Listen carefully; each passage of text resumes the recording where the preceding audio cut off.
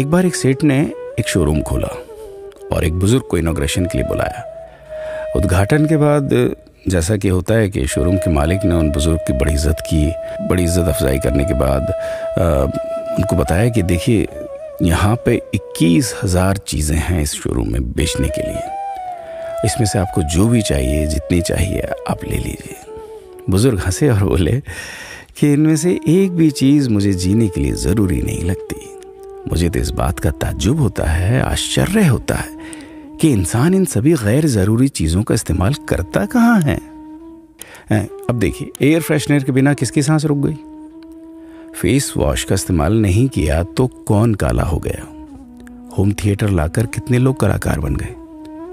Conditioner से किसके बाल मुलायम और काले हुए हैं? अरे, जो डाइनिंग टेबल यूज करते हैं, क्या उनके घुटने नहीं दुखते? थोड़ा दिमाग पर जोर डालकर याद कीजिए कि हैंड वॉश के बिना आपके किस दादा के पेट में कीड़े हो गए थे। अगर हम डीओ मारकर निकलते हैं तो क्या लोग हमें सूंघने आते हैं?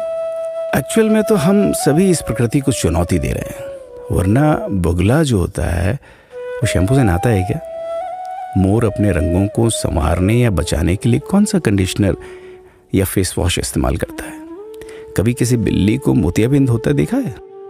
किसी खरगोश के बाल कभी गिरते हुए या सफेद होते हुए देखे हैं? इनहेलर या बाम के बिना भी कुत्ते के सूंघने की क्षमता उतनी ही तेज है। मधुमक्खी का शुगर लेवल बिना दवाई के भी कंट्रोल में ही है।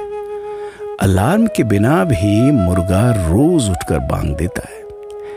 दरअसल इंसान पैसा खर्च करके दुखी होने की चीजें खुद ही खरीदता रहता है। नेट बंद तो दुखी, लाइट जाए तो दुखी, मोबाइल का चार्जर खराब तो दुखी, केबल टीवी कट जाए तो दुखी, मच्छर मारने की दवाई ना मिले तो दुखी, महिलाओं को मेकअप ना मिले तो दुखी, मैचिंग कपड़े नहीं मिले तो दुखी। आजकल इंसान 10 मिनट में 20 तरह से दुखी और परेशान रहता है। बाकी तो गुड़ की रोटी या प्याज रोटी खाकर, हाथों का तकिया बनाकर पीपल के नीचे जो आराम से सो जाता है, उसे दुखी करने के लिए तो फरिश्तों को नीचे आना पड़ता है। ये सब देखा देखी का खेल है। सच तो यह है कि सुखी रहने के लिए बहुत कम खर्चा होता है, लेकिन दूसरों को दिखाने में कि मैं कितना सुखी हूं, इसी में बहुत ज्यादा खर्चा होता है। जैसे जैसे सुविधाएं बढ़ रही हैं, दुखी होने के रास्ते भी खुलते जा रहे हैं।